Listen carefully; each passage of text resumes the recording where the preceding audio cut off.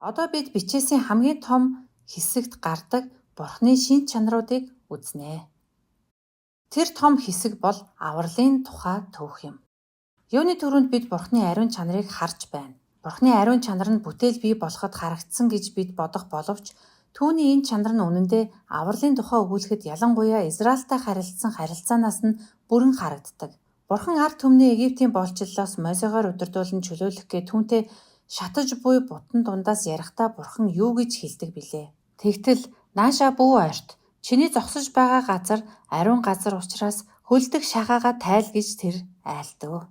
Мөн чиний эцгийн Бурхан, Авраамийн Бурхан, Исаакийн Бурхан, Яаковын Бурхан би байгаа юм гэж айлцсанд Мосе Бурхныг үзэхээс айж нүрээ нуув. Хүн Бурхны ариун байдлыг хараад ихэнхдээ хийдэг үйлдэлийг энд өгүүлжээ. Мосе нүрээ нуужээ. Бурхан өөрийгөө ариун гэдгийг харуулжээ. Ариун байна гэдг нь бусдаас тусад нь ялгсан гэсэн утгатай. Бурхан бусад бүх зүйлээс тусдаа ялгагдсан байдаг. Бурхан бусад бүх зүйлээс өөр. Гэхдээ энэ өөр байдал нь шатлалтай байдаг. Юугаар нь шаталдаг вэ? Одоо харъя. Леви номонд Бурхан Мосед тахилч нарын болон израилчуудыг дагаж мөрдгээд цэвэр ариун байх ёслолын хуулийг өгдөг. Яагаад ингэсэн бэ? Израилийн хөвгүүдийн хотол түмэнтэй ярин та нарын Бурхан эзэн би ариун учраас та нар ариун байх тун. Бурхан ариун учраас Бурханы ард түмэн ариун байх ёстой байв. Тэгээд бид нэг ийм маягийн шатлалыг харж болно. Фрем өөрийн систем теологийн номонд энэ бүтцийг харуулсныг би энэ диаграмаар үзүүлж байна. Израильчууд энэ шатлалын дагуу дэлхийг харах ёстой байжээ. Израилийн төвд яг голд нь ариунаас ариун газар байсан. Энэ газар Бурханы сэнтийн өргөөнд өршөөлийн суудал байдаг байлаа. Байдаг ажээ. Үүний гадна тахилчид Бурхан ба хүмүүсийг холбох ёслолоо хийдэг ариун газар байсан. Энэ хоёр газар нь уулзалтын асарт буюу майхан сүмд Израильчуудын буудалсан газрын голд нь сүүлд нь Иерусалим хотын төвд эзний өргөөнд байсан. Иерусалим хот нь ариун үндэстний нутагт байсныг, харин ариун үндэст нь тахилчдын хаанчлал болох ёстой байсныг санаарай. Тахилчдын хаанчлал нь цор ганц Бурханы ариун байдлыг мэддэггүй дэлхийн улс төмнүүдийн дунд оршин байсан. Голд нь Бурханы ариун байдал байна. Бурханы энэ газар зөвхөн жилд нэг удаа орох тахилчаас өөр хэн ч хүрч чаддаггүй байв. Ариун байдал гэдэг нь бозортуулах зүйлээс ангид цэвэр байхыг хэлж байна. Гэхдээ ариун гэдэг өөр байдлаар ч илэрхийлэгдэж байна. Исая Бурханыг хараад ингэж хэлсэн. Тэгээд би сүрсэн тул золгүй ээ. Би бузар уруултай хүмүүсийн дунд амьдардаг. Бузар уруултай хүн. Гэвч нүд минь төг төмдийн эзэн болох хааныг харлаа гэж хэлв. Ариун гэдэг нь ёс зүйн хувьд ариун байхыг мөн хэлнэ. Исая өөрийгөө ёс зүйн хувьд ариун биш гэдгээ мэдэж байсан. Тиймээс тэр Бурханы оршихуйд өөрийгөө сүрэх вийдэ хэмээн айсан. Изекиэл номны 1-р бүлэгт Бурханы сэнтий юу гэж дүрсэлсэн байгааг анзаараарай. Сэнтийг эрдэнсийн чулуунуудтай зөөрлөн гадаа төрхийг нь гоо үзэмжтэй гэж дүрсэлжээ. Энэ гоо үзэмжийг хараад мөн үйлдэл нь ямар байсан бэ? Изекиэл нүрээрээ энэ ариун сэнтийн өмнө сөхөр унсан. Мосе шатаж буй бутны өмнө унсан шиг, мөн Исая унсан шиг. Тэрхээр Бурханы төгс төгөлдөр гоо үзэмж нь түүний ариун байдлыг бас харуулж байдаг. Дэлхийн ертөнцийн ямар ч гоо үзэмжээс хол давсан түүний гоо сайхныг бид хараад өөрийн ирэхгүй сөхрөн ундаг. Энэ бол Бурханы ариун чанар байлаа. Бидний үзэх бусад шин чанаруудыг бид дараах ишлэлээс голчлон үзнэ. Израилийн ард түмэн дуулуургүй хүмүүс байсныг бид мэднэ. Бурхан бидний боолчлолоос чөлөөлсний дараа хүртэл тэд дуулуургүй байсан. Мосе Синай уулан дээр Бурханы хуулийг хүлээн авч байх хооронд тэд 2-р хуулийг зөрчин өөрсөддөө алтан туулын шүтээн хийсэн. Тэд аимшигтай гим хийсэн. Бурхан тэднийг өөрийн ард түмэн хിവэр байлгах болоо да гэж эргэлзэх хүртэл гим хийжээ. Мосе Израильчүүдийн төлөө гуйн асууж Бурханы оршихуйг харахыг хүсдэг. Үүний хариуд нь Бурхан өөрийгөө Мосед хэн гэж харуулсан бэ? Эзэн урдуур нь өнгөрч тунхаглагтаа эзэн өрөвч нэгүүлсэнгүй Бурхан уурлахтаа удаан инэрл хайр ба үннээр бэлхэн бэлээ. Энд Бурханы олон шин чанарыг өгүүлсэн байна. Бид бүгдийг нэг нэгээр нь үзнэ. Юуны түрүүнд Бурхан бол өрөвч өршөөнгүй юм.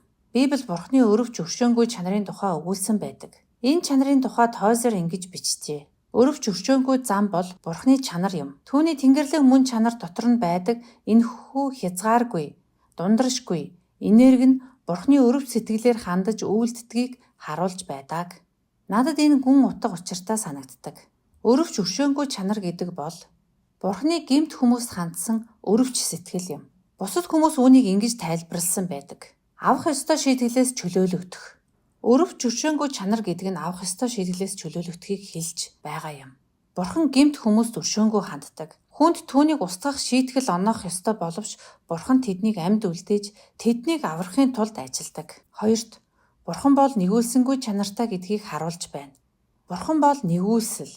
Нэгүүлслийг ойлгохын тулд бидний сая үзсэн гол ишлэлийн дараа Бурхан өөрийгөө Мойсед илчилэхэд юу болсныг үргэлжлүүлэн харцгаая. Тэрээр гэж энд Мойсегийн тухай хэлж байна. Эзэн минь, хэрв одоо би таны мэлмид тааллыг олсон бол гуйж байна. Хэдийгээр энэ арт түмэн ийм зүрүүд боловч эзнийг минь бидний дунд хамт явуулж, бидний хилэнц нүглийг уучлж, биднийг өөрийнхөө эзэмшил болгон аваач гэж хэлв. Мойсе Бурханаас өршөөл гуйж байна.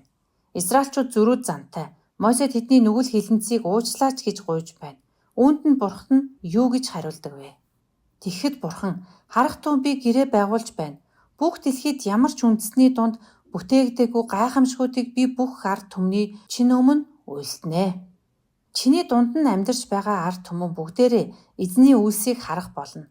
Учир нь чамд миний хийх гэж байгаа үйлс аимшигтай юм аа. Мойсе өршөөл гуйхад Бурхан өршөөдөг. Өөрийнх нь эсрэг хийсэн израильчуудын гим нүглийг Бурхан уучилдаг. Ингэсэн төдийгүй Бурхан бүр илүү өгдөг. Бурхан тэдэнтэй гэрээ байгуулдаг. Тэдний төлөө хийх агуу үйлсүүдийг нь тэд нар харна гэж Бурхан хэлжээ. Эндээс Бурханы нэгүслийн талаар тодорхой ойлголт авч болно.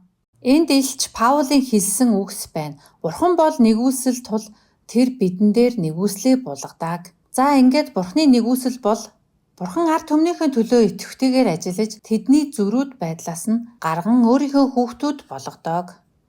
Гэхдээ Бурханы нэгүсэл ганц түүний ард түмэнд хүртээлтэй байгаа зогсохгүй, тэр нэгүслээрээ дэлхийн ертөнцийн оршин тогтнолыг тэтгэж байдаг. Тэр нэгүслээрээ хүн төрлөختөнг аимшигтай гим нүгэлд бүрэн автгаас хамгаалж, нүглийн хор уршигыг багасгаж, муу санаатай болон зөвхт хүний хоёулангийнхан дээрээс хур бороо оруулан нар мандуулж байдаг. Дэлхийн ертөнцийн оршин тогтнолыг тэтгэж байдаг энэ нэгүслийг Бурханы нийтлэг буюу ерөнхий нэгүсэл гэж нэрлэдэг.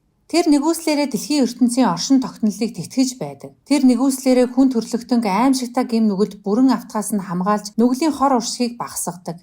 Хэрэв гим нүгэл ямар ч хязгаарлалтгүй байвал дэлхий өөрөө өөрийгөө устгах байсан бизээ. Бурхан үүнийг зөвшөөрдөггүй. Бурхан дэлхийн оршин тогтнохыг хамгаалж байдаг. Энэ бол Бурханы нэгүсэл юм. Тэр муу санаатай хүн дээрч, зөвхт хүн дээрч, хоёулангийнхан дээрээс хур бороо оруулан нар мандуулж байдаг. Дэлхийн ертөнцийн оршин тогтнолыг тэтгэж байдаг энэ нэгүслийг Бурханы нийтлэг нэгүсэл гэж нэрлэдэг. Энэ нэгүслэр нүглийн шийтгэлээс аврагдаж чадахгүй. Бидний энэ нэгүсэл нь нийт хүн төрлөختөнд өгөгдсөн байдаг дэлхийн оршин тогтнолыг тэтгэж байдаг. Бурханы нэгүсэлд ба өөр нэг тал байдаг. Бурхан нэг ард түмнийг сонсоод өөртөө охид хөвгүүдтэй болдог. Хуучин гэрээнд Бурхан Израилийг өөрийн тусгай хүмүүс болгон сонгодог. Шинэ гэрээнд Петр, Юда болон Юда бус хүмүүсээс бүрдэх чуулган бол сонгогдсон ард түмэн хаанчлалын тахилчид ариун үндэстэн юм гэж хэлжээ. Бурханы нэгүслийг авсан хүмүүст нь энэ үндэстэн болох юм. Бурханы энэ нэгүслэр хүмүүс гим нүглээс аврагддаг. Бид ихэнхдээ авралтай холбож нэгүслийг ойлгодог. Үүнийг онцгой нэгүсэл гэж нэрлэдэг. Бурхан хүний гим нүглээс нь авардаг нэгүслийг ингэж нэрлэдэг байна. Тиймээс Бурханы нийтлэг нэгүслэр дэлхийн оршин байсаар байж Христ эргэн эртэл онцгой нэгүслэр хүмүүс аврагдаж эцэст нь Бурхан дэлхийн ертөнцийг бүхлээр нь аврах ёстой байна. Энэ бол Бурханы нэгүсэл юм. Бурхан бол нэгүсэл. Бид авах зохисгүй байхад тэр өгдөг. Одоо бид ихэнх хүний Бурханы тухай бодохдоо санаанд нь ордог шин чанарыг үзэх гэж байна.